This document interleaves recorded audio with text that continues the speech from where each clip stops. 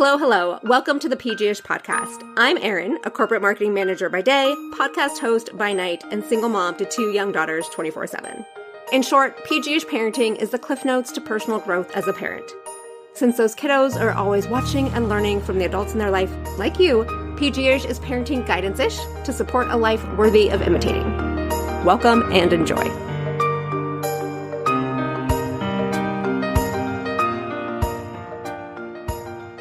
If you've scrolled through Instagram or TikTok, chances are you've stumbled upon the inspiring content of Mr. Chazz. With a dedicated following, he's not just another social media sensation. He's a beacon of wisdom and guidance for parents everywhere. Plus, he has some really catchy songs, which makes the music-loving side of me smile even more. But above all, Mr. Chazz has an outstanding mission to empower adults to truly see, guide, and trust children. It's not just about surface-level interactions. It's about fostering deep connections and understanding. Beyond social media, Mr. Chazz is a consultant, parent coach, conscious discipline practitioner, podcaster, and content creator, actively shaping the way we approach parenting. With his innovative approach, he's not just changing individual lives, he's actually pushing the needle closer toward a more harmonious world. In my interview with Mr. Chazz, we dive into why it's called parenting, which is no secret here. It starts with us as the adults and how we set the tone in the home. Heck, he even has a self-regulation song that, while it's geared towards kids, us adults should really learn. We'll also cover how to teach kids to set boundaries, how to respond to emotions in a healthy way, and how to avoid being a perfectionist. So whether you're a seasoned parent or a newbie navigating the complexities of parenthood, join me and Mr. Chazz. I think you're really going to learn a lot from this one. Mr. Chazz, I'm so excited to have you on PG-ish with me today. I follow your work and I know that it has helped me tremendously when my kids were younger. And even my kids love watching your YouTube videos today. So thank you for all that you do. But you have created a space, and you say this as a tagline, where children are seen and parents are heard. I love that because it doesn't just revolve around either party, right? But let's start with the parents because, of course, it starts with us. And that's, the premise of PG-ish is because I was trying to hold myself accountable, knowing that my kids were going to copy me for good and bad. And after all, like you say, it's parenting. So let's start there. I know that that's kind of vague, but take that wherever you want. So yeah, it 100% starts with us. That's where we'll start. That the things that we traditionally have, a lot of us were raised with the do as I say, not as I do kind of mentality. And that is harmful at worst and just ineffective at best. And we not only want to switch from not just do as I say, not as I do, we want to move to do as I say and as I do, right? And so you're 100% right. It 100% starts with us. And if we can kind of learn the skills, then we're able to teach them to our kids and the next generation. We can't teach a skill that you don't have. And a lot of the misbehavior that is, concerns us are really just lacking skills that they just don't have yet, that they're still developing. And if we can really just see them and ourselves as good people who are having a hard time in these different moments, then we can get in a position to actually be on their team and be helpful for them and actually teach them what they need to know. So next time they're in that situation, they can navigate it in a healthier way, in a more pro-social way, in a more effective way. Yeah. No, that's so good. And I think in the heat of the moment, so easy to forget that your kids don't have the skills that you have, or maybe you don't have, right? Like we're all still learning and growing and evolving and learning these. Because you also touch upon that of I know my parents didn't talk to me through emotions. It was just oh, you're being bad, go to your room. But we have to reparent ourselves too, at least my generation, or at least that's what I'm trying to do. And that's hard in and of itself as well. But I think that awareness is key. Yeah. And we have the capacity for self-regulation. We have the capacity to kind of pause in a moment, to recognize what we're feeling, to, say a mantra, to talk to ourselves, to see the situation differently and to respond differently. And we have the capacity for that, right? And what I'm talking about are, the podcasters won't be able to see it, but this kind of the part of our brain, this little green part, that kind of those prefrontal lobes, they're not fully developed till 25, 26. And so if you are 25, 26, your capacity for executive skills like perspective taking, emotional regulation, task initiation, prioritization, all of these skills that we expect, that we want children often expect them to have, they're kind of in that part of the brain that's not fully developed till 25, 26. So a lot of times we expect them to have these skills, but their capacity for these skills are still developing. Now you might be thinking, well, I don't know how to self-regulate either. Like my impulse control is pretty weak as well. I just react. And so I feel like I don't have the capacity to self-regulate. And what it is, and while things like, neurodivergence and trauma can impact your, capacity, everyone has the ability to kind of practice these skills and to learn these skills. And the hard part about being a parent nowadays is that we have now the information we have more information. It's way more accessible for this kind of parenting based off of the brain science and brain research and based off of learning new skills and modeling those skills. But we don't have, our ability is limited because we haven't practiced those skills, right? Like you said, we probably practice suppressing our emotions, right? We probably practice attacking other people with our emotions. We probably practice maybe being passive.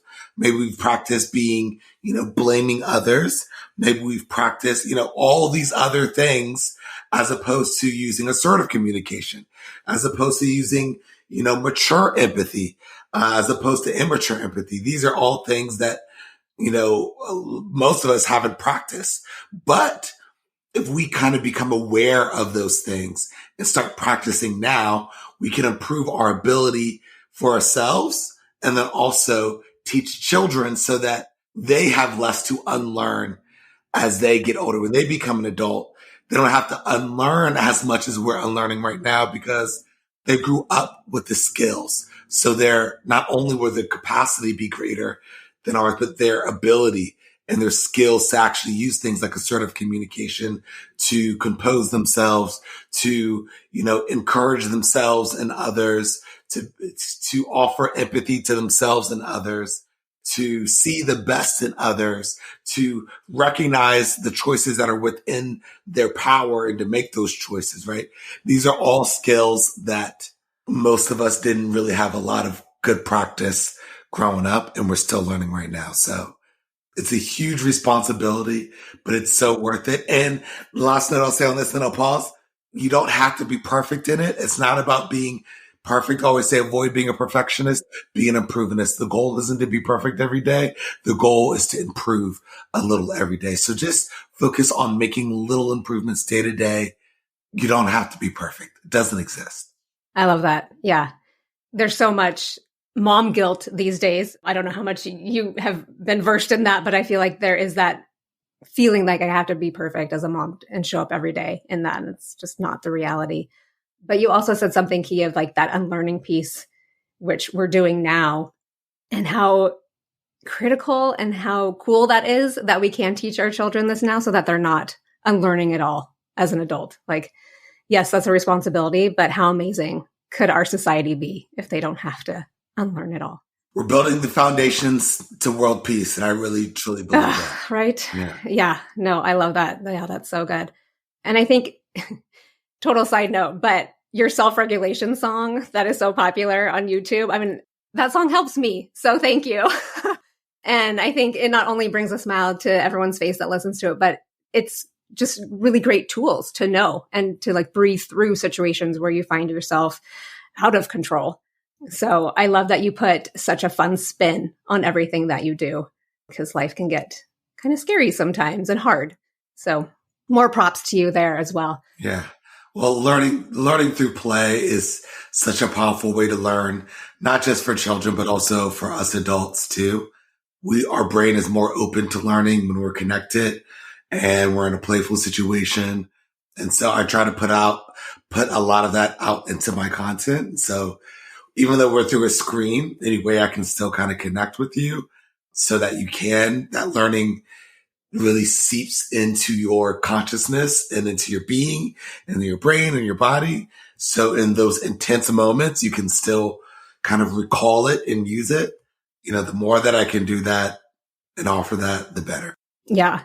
I think we forget as parents that play is so important. We get stuck in front of our computers or work and the chore list, and it's like, oh yeah, we should go outside. We should go for a walk, or we should skip. We should go play, like the things that bring us joy. And sometimes that's just hard to squeeze into our day. And so that's actually, a good point. So and I hear that a lot. It's like, I don't have enough time to connect with my child. Maybe you have 2 or 3 or 4 or more, or you're a single mom, or, there's only but so much time in the day, and connecting is one of the many things that you're doing in the day as a parent. And so when, I talk about connection is one of those ways that you can kind of move, the child up in their kind of brain, so to speak. But a lot of people don't talk about what connection is. And so when I talk about connection, I like to share what the 4 components of connection are, which are it's touch, eye contact, a playful situation, and presence, right? And the reason why I think it's important to know those components is because when we're aware of that, then we can be more intentional about the little time that we do have and when we're connecting with our children, and we can get more kind of bang for our buck, right? They say time is money. And so if you know the components, you can get more bang for your buck. And there's lots of ways that you can kind of do it in different age groups. It's going to look different. For young kids and toddlers, there's this little, kind of hand game, and I'll just describe it, and then I'll talk about one for older kids too. You have them put their hand with their palm facing in the air, and you take your finger and you go in a circle in their finger while you sing the song. And it goes, round and round the garden goes a teddy bear. And then you kind of do 1 step, 2 step, and kind of step on their arm with your fingers. And then you can say, tickle on your hair or whatever. And they kind of tickle, their chin. They'll kind of laugh, and you can kind of make eye contact. And that literally only takes 5-10 seconds to do.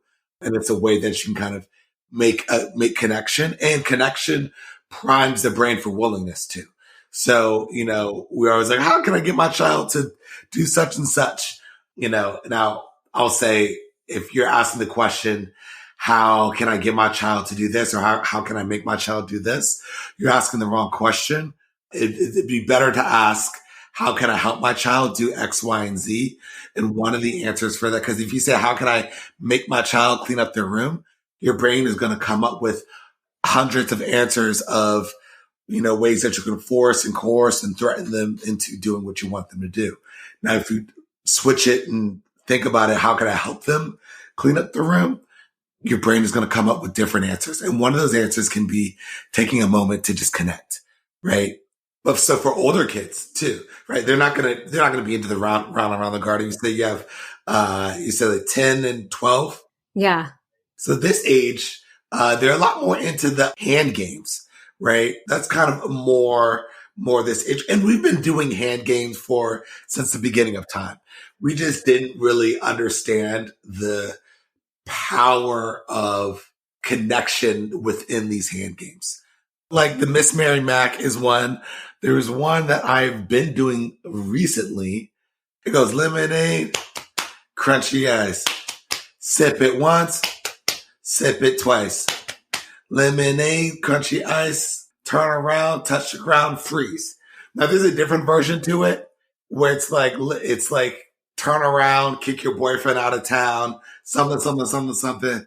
But we switch it up a little bit, so it's maybe a little bit more appropriate for different age groups. But just silly little hand games and things like that can happen in 10 to 15 seconds and really boost that connection. And that will help in so many other areas that you or your child may be struggling with. Yeah. And I love that, because I feel like we do think it's going to take so much time, and it doesn't. And confess that like I sometimes bark orders because I'm in a hurry and it's like, why haven't you done your chores, or like put your shoes on. But taking those 10 seconds to connect, look them in the eyes, and then you get, not that I want compliance all the time, right? But it's like they're more willing, like you said, to follow along. Yeah. Yeah. We want willingness, right? At the end of the day, like our goal would be to guide them with the least amount of friction, right? To be able to say, hey, take my hand. We're going to go on this learning journey together. And they take your hand willingly and they go with you on the journey, as opposed to what we have traditionally had a tendency to do of just kind of, you're going to come here whether you like it or not, and just drag them all along their journey, and really helping them feel safe around you and feel connected and like they belong in your household, in your whatever community you are with them. They're connected and they're accepted by you. Just doing that will make so many other problems more easy to navigate and to solve. Right. Yeah. I mean, even last night we were walking to gymnastics and my oldest just wasn't in the mood, but I felt like skipping down the pathway. And so I did. And my youngest, joined along. And of course she's smiling. And I think bringing back to that play piece too. And then eventually, the oldest comes along too. She's like, okay, I'll play along with you, and it's just like such simple things, but sometimes we overcomplicate them, as we do with most things.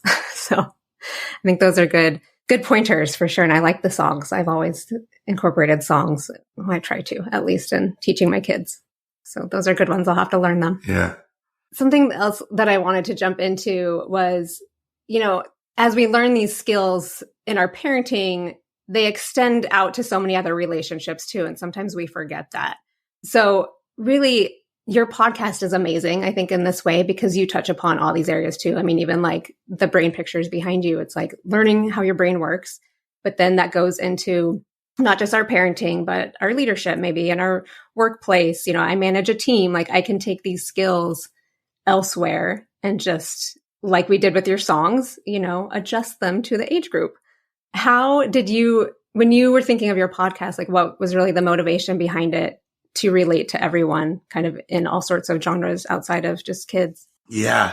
So I think to answer that question, I think that kind of comes from my experience of, I was previously a Montessori teacher and I've taught different, age groups. And then I was also an educational specialist where my role was to go to different schools and really work with the directors and the teachers, the principals, the children. And so when I was working there, not only did I saw how the leadership of the company impacted how the owner of the company impacted the regional director, how, what they did and they said and the culture they created, how that impacted the directors and the principals, how that impacted the teachers, how that impacted the children in the classroom, and then how that impacted not just like the older children in the classroom to the younger children in the classroom, or children. And just, you could see how the same kind of power dynamics playing out all the way at the highest point from the owner all the way to the youngest child at the school. And it was a very interesting kind of revelation to me to see how many parallels there are in leadership and teaching and parenting. One of the big things is what you just kind of were talking about, which is how important it is to kind of model what you say and practice what you preach. And that's something that's very clear. I mean, in a company, that if the owner is saying that you need to, make sure that you are nice to the customers, right? Make sure you're nice to the customers. Make sure the owner is telling the teachers, make sure you're nice to the parents, right? Meanwhile, the owner is treating the teachers, with disdain and threats and belittling them. It's interesting to see how the teachers or the directors, how they take that on, and it just kind of gets passed on. That frustration that the owner was feeling gets passed on to the director, then gets passed on to the teacher, then that stress gets passed on to the children. And so that's why I named it Mr. Chazz's Leadership Parenting and Teaching Podcast, because I see it's so clear happening as an observer. It's so clear that it's happened in all these different relationships and environments. And the other thing is that over decades, these are three areas where we have been kind of unlearning a lot of our traditional methods of leadership, of parenting, of teaching. And we're starting to kind of like see the light a little bit. And it's all kind of coming from like the same psychology and brain science, and that's being applied in real life situations. And I just want to be a part of that movement and that push, not just in parenting, not just in teaching, not just in leadership, but just in our world and every organization and community. Yeah, I love that. Well, I think you're doing it. So I think you already have one foot in the door there. But I think it's so true, going back to like creating that culture, like our language matters, how we listen matters, what we say matters, like all of that, those feelings. It's like that energy is going to be transferred one way or another. So what kind of culture are we creating with how we just show up, right? It doesn't matter what context you're in, whether that's in your office or in your home, but that awareness piece for us adults is so key. I don't know how to change all that, but I think you're doing it. So hopefully I'm doing some of it as well. We're doing it. Yes, we are. But getting back to kids, I think how we kind of started off of like, we used to be in this mode, parents back in the day used to be in that mode of getting that compliance, right? And now that we're not doing that, we're trying to be having them follow us, willingly follow us. How do we create those boundaries better than just songs? I think all your tools are important. But if there's like one thing for a parent to start with like feelings and emotions, expressing emotions in the right way, or creating boundaries to allow those emotions to be expressed, where would you even start?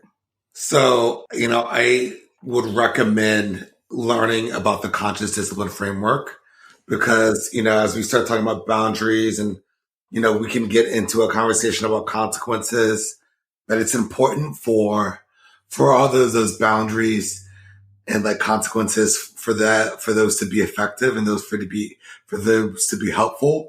We have to have a bunch of other skills in our tool belt, because otherwise we could be doing more harm than help. So for example, visuals, and I will kind of give an example for maybe a couple of different age groups.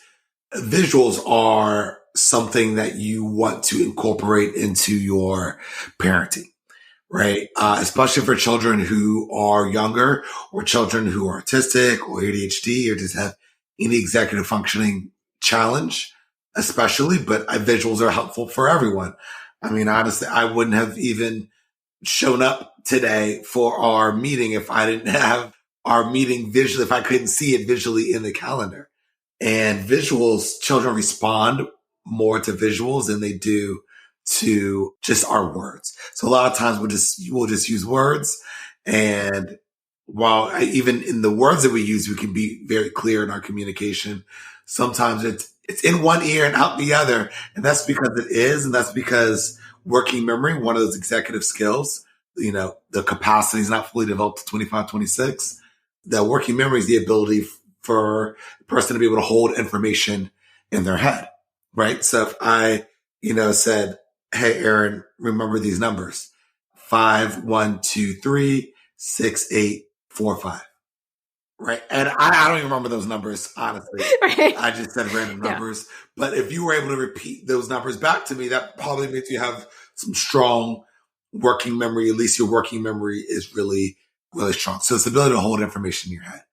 So so let's say a child is maybe inside, they're bouncing the ball inside of the living room, and you don't want them to bounce the ball inside the living room. Right. So you can give them, you can say, hey, you can bounce the ball outside, or you can bounce in the playroom. You can't bounce it in the living room.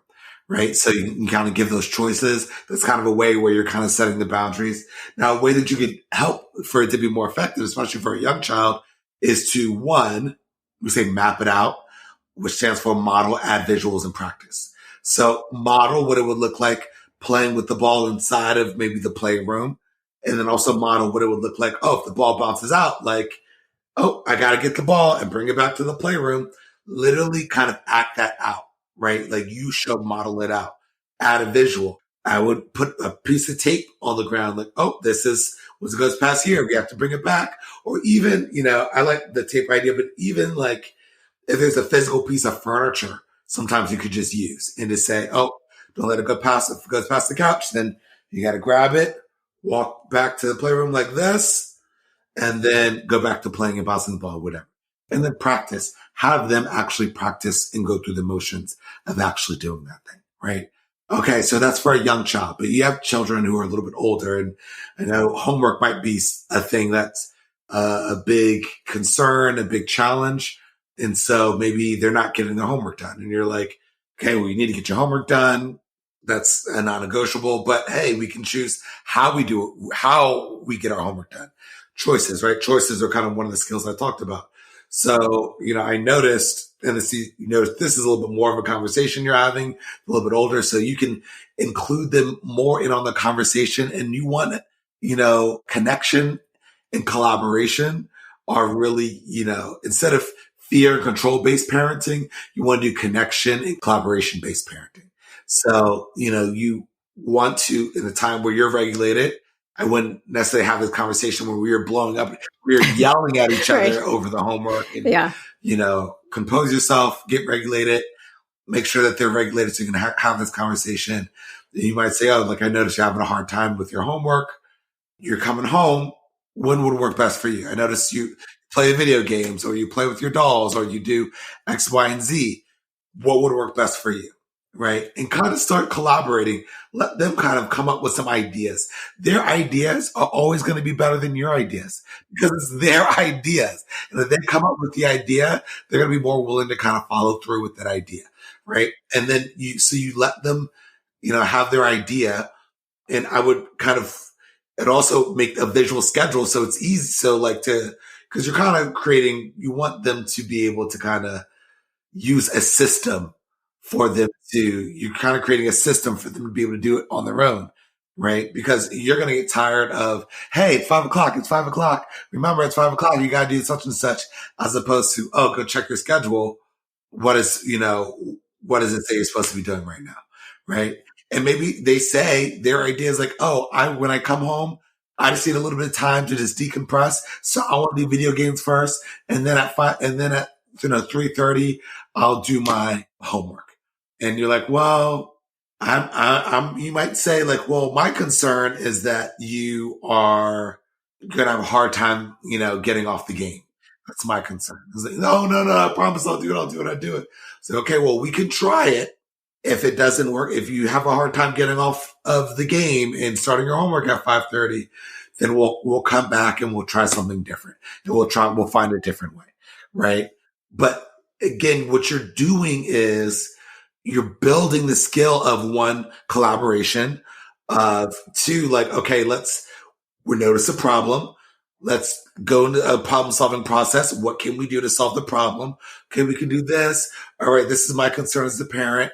Okay, you probably have some concerns too as a child. Their concern is that they had a long day at school and they need to decompress maybe, right? And so is there a way that we can kind of take both of our needs into account here, and we can both meet both of our needs here? Collaborate, make a choice, try it out.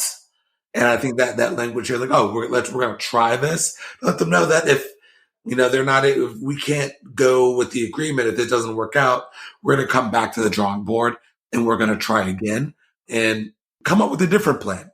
And this is really a life skill of solving any problem, right? And even when you think about like the huge problems that we have as not even as individuals, as a country, this is the process of how we make laws, right? We notice a problem, we come up with a plan, we try it out, and we assess how it's going. And then if it's not going well, we adjust the plan, right? And we improve upon that plan. If it is going well, we can, keep on following through with what we're doing and maybe still tweak it a little bit more, or maybe we've learned something Hey, a visual schedule works for me. Hey, a timer works for me. Or hey, a decompressing after school works for me. Or maybe it doesn't work for me. I need to go right on my homework and then just have the rest of the time for me to play for the rest of the evening. I actually like that better. And so that is really the process that we want to go, we want to start with. What we have a tendency to do is to start with, you didn't do your homework. Okay, I'm just going to take away your tablet and your screen, and you're not talking to your friends, and just punish them. And now there's we're not problem solving, right? And we're not even in a space to even have a conversation about problem solving because we just push them to the lower centers of their brain. We're probably in the lower centers of our brain, and it's just a me versus you as opposed to me and you versus the problem. Yeah, we're on the same team.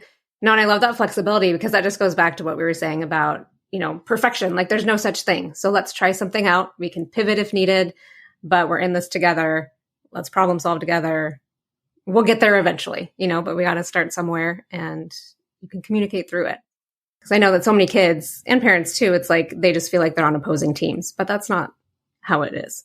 You just have to have that language around it. And let me offer another kind of like, you said like, we'll get there eventually.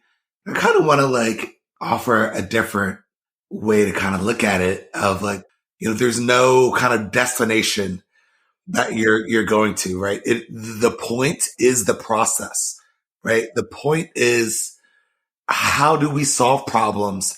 Not the point isn't how do we come up with a perfect solution so that we never have a problem or this problem ever again.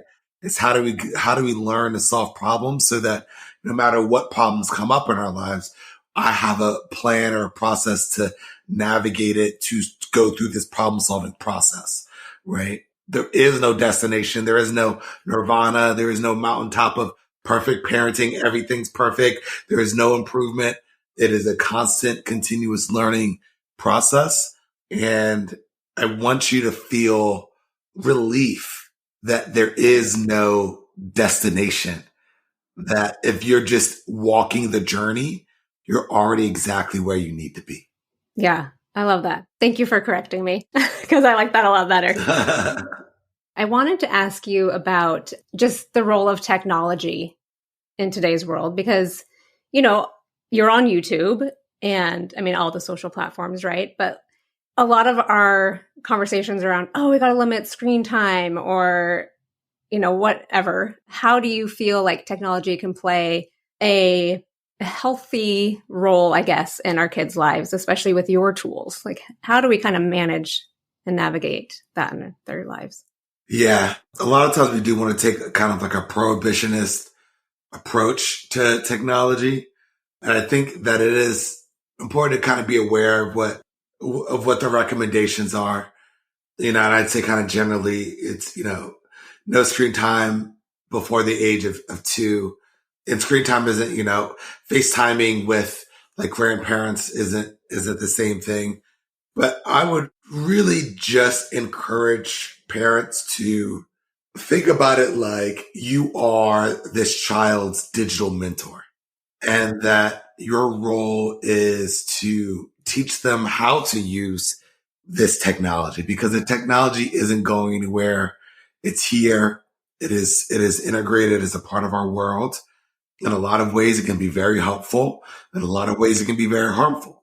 You are one of the ways that it's been very helpful that I've been a part of is that this information of like learning to parent and this to learn and grow and navigate our relationships in a healthy and effective way. This information wasn't as accessible. This information is more accessible now than it ever has been in the past. And so in the middle of your, scrolling through your cat videos, you can get a little, video about how to, offer choices in a healthy and effective way to offer 2 positive choices as opposed to a choice and a threat, or a more effective way to self-regulate and to respond as opposed to react, or a more effective way to encourage your child so that it's, You're putting the focus on what they did as opposed to as opposed to your own approval. And these are all great things to like learn. And there's so many other things that you can learn, so many other benefits to technology. So I think it's important that as we are cautioning and proceeding with caution about the safety concerns with technology, they're also acknowledging all the power and the benefits of technology. With all that being said, we want to model what that looks like of how we use technology in a healthy way. So, if we're on our phones, if we're on our screens, for, 10 hours, they see us on it all the time. Meanwhile, we're telling them that they shouldn't be on it. It's like what I said in the beginning. It's do as I say, not as I do is not effective, right? Instead, maybe there's a time of the day where it is screen time for you and, your child, and you're doing it. And then when the time is up, you put it away, you charge it somewhere, and you have, maybe more family time. You do other activities. It's also important to just talk about safety in terms about, I recently did a podcast episode about it's becoming more and more dangerous to share your child online. And so even just you as the parent, like even just putting your child's face, you have your cute little Instagram and you're like sharing Instagram pictures with family, but that's also maybe a public profile, or you're sharing pictures and, grandma's sharing pictures on her Facebook and grandma's got a bunch of Facebook friends that she doesn't even know. And people are using emerging technology to do really unsavory things with that information. So I would say even just how you put your child out like online and how you share your child is something for you to just it's something you want to create a culture around. Create a culture around digital literacy and safety. And so that's not just with what you're telling them to do. It's also with your own practices as a parent. Yeah. No, that's so good. I mean, it's all about that modeling, right? And having the conversation around it. Like I might be on my phone checking my bank account, but they don't know that. They just see me on a screen. And so they're going to think that that's okay and that they should be on a screen when really, I'm working. So yeah, I think that modeling piece and having the conversations around it are so important. And even that practice, like you said, of, posting pictures. I mean, I didn't grow up with social media or the internet. I think I had the internet when I was like 14, 15. This is all new territory for me too. And it's like, oh, I have to teach them to not put their pictures, out there in the world, even if they think it's fun and games. So yeah, so important. Yeah. And if you do have like a job where you using your phone a lot, or maybe even your laptop a lot, I think a good practice to do, and I know it's hard, a good practice is to designate time for that. And so they know, this is designate a time and space for that. So it communicates very clearly, like, this is, work. I'm in my work area, very similar to like if they were doing remote learning, how like, okay, this is school time and I'm doing my school work in my school area. And so it's just kind of really communicating that through verbally and maybe even visually. Maybe you even have your little, when you go in your room, you're doing work, you could even put like on the door, work. You can put a little sign that says maybe working and on the clock, off the clock, or something like that. Yeah, no, that's good. I like those visuals. Yeah. I mean, I think they're good reminders to us too, that we don't always have to be on, like we can turn it off. We have that choice as the adult. We just don't always take it. Yeah. And I think will be a really good thing to model and teach them as work and home becoming more and more blended.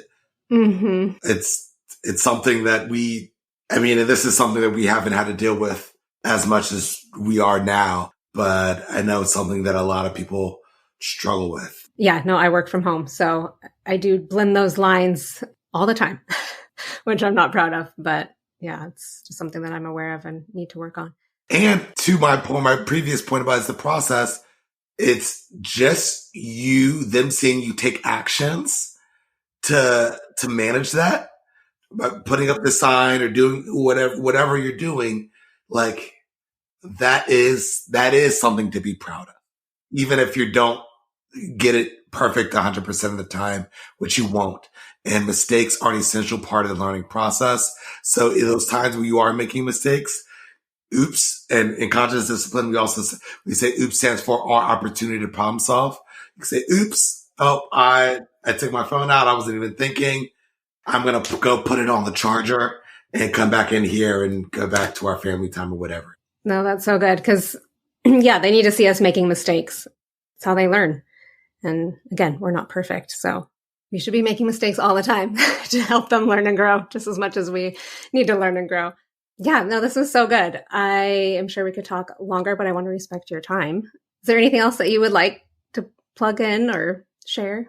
I highly recommend, I talked about it a little bit in this podcast, but the conscious discipline framework, it's great, gentle parenting, you're kind of learning tips, getting kind of like buffet, little tips and tricks here and there from different people. I highly recommend learning a framework. And the conscious discipline framework is comprehensive. And there's a couple of resources that I would just want to make you aware of. If you're someone who has a hard time with managing your own emotions and helping your child work through their emotions, I highly recommend the book, Managing Emotional Mayhem, The 5 Steps of Self-Regulation by Dr. Becky Bailey. Everything that I'm about to recommend, you can get on the Conscious Discipline website, and you can get free shipping if you use my code Chazz24. So this is coming out in 2024. Chazz24 will be the code. And then this other book, which is has the entire Conscious Discipline framework. It's called Conscious Discipline Building Resilient Classrooms. I know it says classrooms, but I highly recommend it for parents and teachers. There's so much good information here. And it will teach you how to not only understand behavior through the brain, but it'll also teach you what skills to use depending on what kind of brain state that they're in. So this is a really, really, really helpful book. And the last thing that two more things I'm going to recommend for you. It's called Schubert's Big Voice. This is pretty much a children's book about assertive communication. Benny takes Schubert's apple, and Schubert has to figure out how to get his apple back. And so this is a really good book if you're trying to teach your kids how to stand up for themselves and how to be assertive without being aggressive. If your kids are there's a lot of conflict between them, they're yelling and they're hitting, attacking, name calling each other, this is a really good book to kind of teach them skills on what to do differently.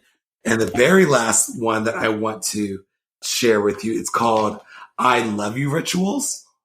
And this book is pretty much, all those nursery rhymes that we grew up with, Ring Around the Rosie, and there was an old lady who lived in a shoe.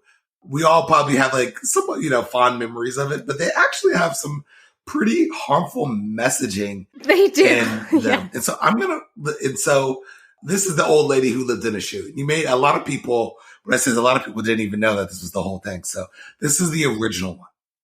There was an old lady who lived in a shoe. She had so many children, she didn't know what to do. She fed them some broth without any bread and whipped them soundly and sent them to bed. So that is the traditional nursery rhyme. And the book that I am recommending to you is called I Love You Rituals, fun activities for parents and children that boost brain potential, encouragement, cooperation, and a lot of other things. Pretty much it takes those old nursery rhymes and it transforms them with positive messaging. So now the old lady who lived in a shoe it's this. A wonderful woman lived in a shoe. She had so many children, she knew exactly what to do. She held them, she rocked them, and tucked them in bed. I love you, is what she said. Oh, I like that. Which one would you rather say to your child? Right? Yeah. So again, you can get all of these resources, any of these resources, free shipping using my code Chazz24, CHAZZ24, and you'll get free shipping in the United States. Those are the last little bits. We only had an hour, but if I could give you those resources so that you can kind of continue learning and growing, I've done my job. And you can follow me on social media. I'm on TikTok, Facebook, Instagram, YouTube, all the places. Yeah. Well, and when are you going to write a book? Because I feel like you should. Oh, well, I'm actually in the process of doing that. Okay, perfect. So we'll see. Maybe it'll come out next year. I'm mostly done with it, I think. Oh, wow. Well, congratulations. That's exciting. Yeah. Thank you. Thank you. Yeah. If Mr. Chazz is someone you need in your life, which, yes, you do, check him out on Instagram at Mr. Chazz or TikTok at Mr. Chazz, or on his website, mrchazz.com. And of course, my friend, if you find PGH helpful, interesting, or encouraging, please share this episode with a weary parent. Please also follow PGH on your favorite podcast platform and share on social so that more parents can learn and grow alongside their kiddo like you. See you next time.